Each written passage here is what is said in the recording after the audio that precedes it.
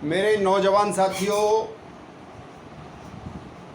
मैं आज जो आपके समक्ष वीडियो प्रस्तुत करूंगा बहुत ही इंटरेस्टिंग सब्जेक्ट है और मेरे वीडियो का टॉपिक है, जैसा कि आप सामने स्क्रीन पर देख रहे होंगे, जहां भी आपकी लगन कोई भी हो सकती है मित्रों। जहां भी आपकी लगन में 1 नंबर से लेकर 12 नंबर तक आपकी कोई भी लगन हो, जहां भी आपके लगन पर 3 नंबर आएगा, सपोज करिए आपकी मेष लगन है तो मेष लगन में आपका 3 नंबर आएगा 3rd हाउस में। दोस्तों, ज्योतिष का जो बेसिक कॉन्सेप्ट है, ये जो मैं आपको सारी जानकारी दे रहा हूँ, ये उससे कुछ ऊपर उठकर है। तो जिन जातकों की कुंडली में, जिनको अपना डेट ऑफ बर्थ और टाइमिंग पता है, यह वीडियो उनके लिए बहुत ही इंटरेस्टिंग सब्जेक्ट वाली बनाऊंगा। ज्योतिष का जो ABCD है, उसकी जो डीपली एनालिसिस है, वो मैंने इस वीडियो में दर्शाई है। मैंने पहले बहुत अध्ययन किया है। राहु की जो 3rd नंबर की पोजीशन होती है, यानी 3 नंबर की राशि जो होती है, उस पर राहु जो है एक्सॉल्टेड होता है, यानी उच्च राशि में आ जाता है। तो दोस्तों, मैंने पहले इस बात पर बहुत गहनता से रिसर्च किया है, तब मैं यह वीडियो आपके समक्ष प्रस्तुत कर रहा हूँ। दोस्तों, यदि आपकी मेष लगन होगी तो आपके 3rd हाउस में मिथुन राशि आएगी। ऐसे मिथुन राशि में यदि आपका राहु विद्यमान है या नहीं है, यानी राहु आपका कहीं भी हो सकता है। जैसे मान लीजिए आपकी मेष लगन है और राहु आपका वृश्चिक राशि में बैठा है, बावजूद उसके जहां भी 3 नंबर की राशि होगी, यानी 3rd नंबर पे होगी, वहां राहु के गुण ऑलरेडी विद्यमान होते हैं। यानी क्योंकि राहु की हाई डेफिनेशन राशि है मिथुन, जहाँ पे राहु उच्च का हो जाता है, तो मेष लगन वालों के लिए क्या होगा, राहु एक नैसर्गिक रूप से पापी ग्रह है और राहु की जो उपयोगिता है वो कलयुग में सबसे ज़्यादा है। और आज के युग में जो आज का परिवेश, मोबाइल का परिवेश है, आज के युग में राहु की जो उपस्थिति है वो सर्वाधिक है। उसका कारण क्या है दोस्तों, कि मोबाइल एक इलेक्ट्रॉनिक्स गैजेट है और आज के युग में हर व्यक्ति के पास, चाहे वो बच्चा है, एक व्यापारी के पास मैंने 2-2 मोबाइल देखे हैं। तो दोस्तों, इस समय केवल और केवल राहु की चल रही है। तो ऐसे में यदि आपकी मेष लगन है और आपके 3rd हाउस में राहु है, या राहु नहीं है, यदि राहु है तो ये 200% बिल्कुल एकदम फिक्स बात है कि जहां भी राहु बैठेगा मिथुन राशि में 3 नंबर पे, वहां से संबंधित रिश्तेदार, उनमें स्वार्थ परकता बहुत ज़्यादा होगी और वो आपको किसी भी रूप से बिल्कुल भी सहयोग नहीं कर पाएंगे। इसके बाद 3rd नंबर में जो पराक्रम होगा वो अद्वितीय होगा, परंतु वहाँ से संबंधित आपके जितने भी रिलेटिव्स होते हैं, यानी आपके अपने छोटे भाई बहनों से संबंध बिल्कुल भी नहीं रहेंगे। इसके बावजूद आप एक चीज़ और देख लें, यदि आपकी मिथुन राशि पर मंगल अथवा शनि की दृष्टि भी पड़ रही होगी, तो यह राहु आपको कहीं ना कहीं, जो आपके छोटे भाई बहन हैं, वो इतने ज़्यादा स्वार्थी होंगे कि वो आपके किसी भी काम में पूर्ण हस्तक्षेप करेंगे और इसके बाद आपको जितना हो सकता है उतना आपसे ले लेंगे, लेकिन आपको एक रत्ती भी वो नहीं देंगे। ये राहु की क्वालिटी है, मिथुन राशि की क्वालिटी है, ये मिथुन राशि की क्वालिटी है। अब जहाँ मिथुन राशि में, चाहे वो आपकी मेष लगन में हो, जहाँ भी 3 नंबर की राशि होगी, वहाँ जितना ज़्यादा नकारात्मक ग्रहों का प्रभाव होगा, ये राहु की जो प्रेजेंटेशन है, यानी उपस्थिति है, वो उतना ही ज़्यादा नकारात्मक प्रभाव आपको देती जाएगी। अब वृषभ लगन पर चलते हैं। यदि आपकी वृषभ लगन है और मिथुन राशि आपकी धन स्थान में आएगी दोस्तों, और वृषभ लगन पर यह इतना नकारात्मक फल नहीं देगी। उसका कारण है कि एक तो लग्नेश का राहु मित्र होगा, दूसरी बात क्या होगी कि जो मिथुन राशि होगी उसकी जो दूसरी राशि होगी वृषभ लगन वालों के लिए वो आपकी योगकारक त्रिकोण स्थान पर पड़ेगी। तो यहाँ पर क्या होगा कि यहाँ राहु की उपस्थिति होगी तो सही, लेकिन यहाँ आपके जो परिवार वाले होंगे वो बिल्कुल जस्ट अपोजिट होंगे। यानी कि यहाँ पे जो राहु का प्रभाव मिथुन राशि पर आएगा वो नेगेटिव रूप में ना आके वो यहाँ सकारात्मक रूप में आएगा। ऐसी कंडीशन में आपको आपके घर वालों से केवल और केवल सपोर्ट मिलेगी। यानी कि मेष लगन वालों के लिए मिथुन राशि जहाँ भी होगी यानी तीसरे नंबर पे होगी तो वहाँ से नेगेटिविटी, और वृषभ लगन वालों के लिए क्योंकि यहाँ तीन नंबर उनके सेकंड हाउस में पड़ेगा वृषभ लगन वालों के लिए, और पांचवा जो घर होगा वो दूसरी राशि होगी बुध की, यानी मिथुन राशि की सहयोगात्मक राशि, तो वहाँ इतनी ज़्यादा नेगेटिविटी नहीं आएगी। अब मिथुन लगन पर चलते हैं दोस्तों। मिथुन लगन में भी वही स्थिति होगी कि मिथुन राशि आपके लगन में आएगी तो आपके अंदर मिथुन राशि के अंदर खुद ही राहु के नकारात्मक गुण विद्यमान रहेंगे। यानी आप एक बहुत ही इगोइस्टिक युवक होंगे। यदि इस राशि पर जितने ज़्यादा पाप प्रभाव होगा उतने ही ज़्यादा आप इगोइस्टिक होंगे और स्वार्थपरता आपके अंदर ज़्यादा विद्यमान होगी। ये मेरा अपना व्यक्तिगत अनुभव बोल रहा है मित्रों। इसके साथ ही यदि मिथुन राशि यहाँ पर विद्यमान होगी तो बुध भी यदि नेगेटिव होगा तो ये स्वार्थपरता और ज़्यादा होगी। यदि बुध आपका कहीं उच्च स्थान में बैठा होगा या मिथुन राशि पर शुभ प्रभाव होगा तो यह नकारात्मकता आपकी कम होगी और आप जो है थोड़े मिलनसार व्यक्ति हो सकते हैं। अब कर्क राशि, कर्क लगन वालों के लिए दोस्तों, कर्क राशि में 12वें स्थान पर पड़ेगी मिथुन राशि। तो आप किसी भी व्यक्ति के लिए कितना भी अच्छा करेंगे लेकिन वहाँ से आपको नेगेटिव अप्रोच मिलेगी, क्योंकि जो 12वां घर है वो खर्चे का है।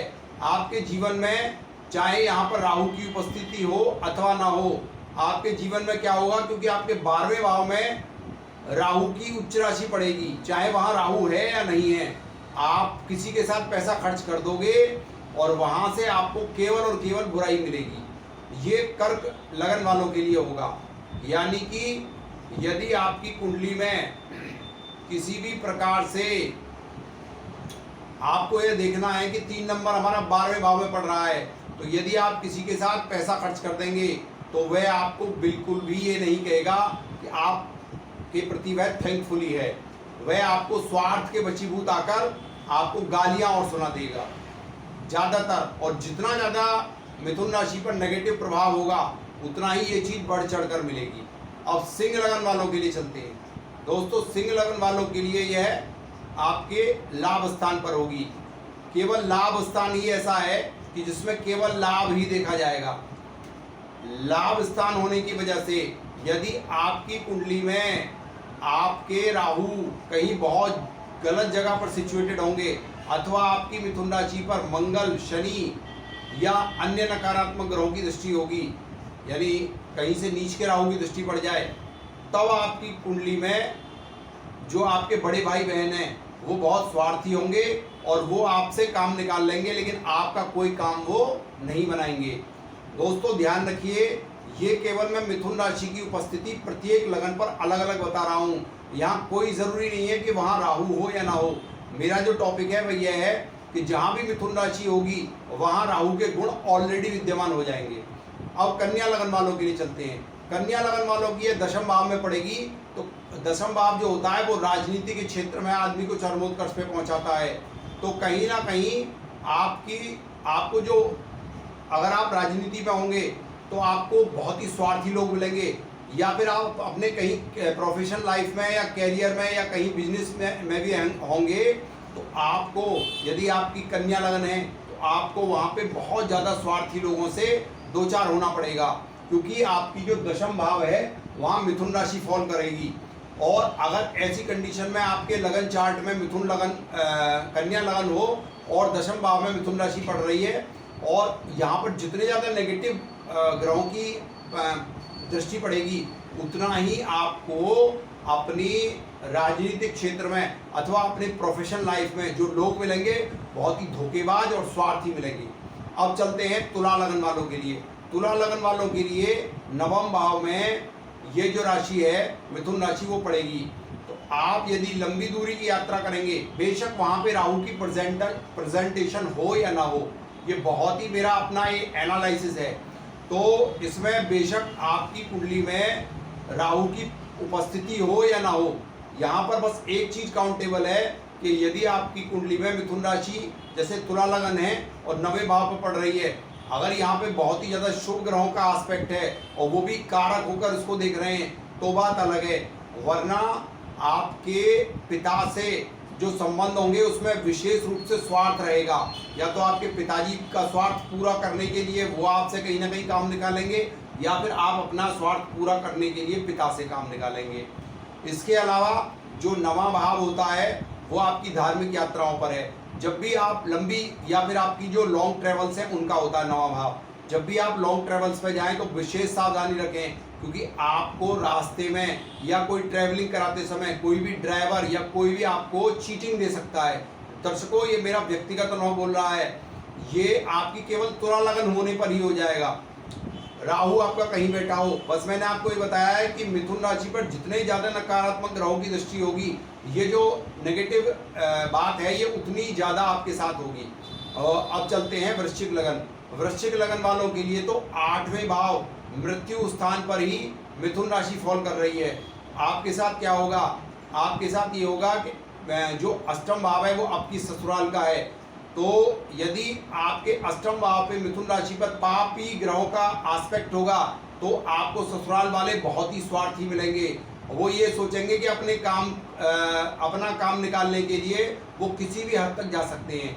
इसके अलावा यदि आप किसी रिसर्च सेंटर में हैं तो आपकी जो रिसर्च है वो आपको पाताल में ले जाएगी, क्योंकि अष्टम भाव जो है मित्रों वो जमीन से नीचे के जो स्थान होते हैं उनको शो ऑफ करता है। तो आप जो है बहुत ज़्यादा रिसर्चेबल जो जगह होती हैं, सुनसान जगह होती हैं, उनसे आपको बचना होगा।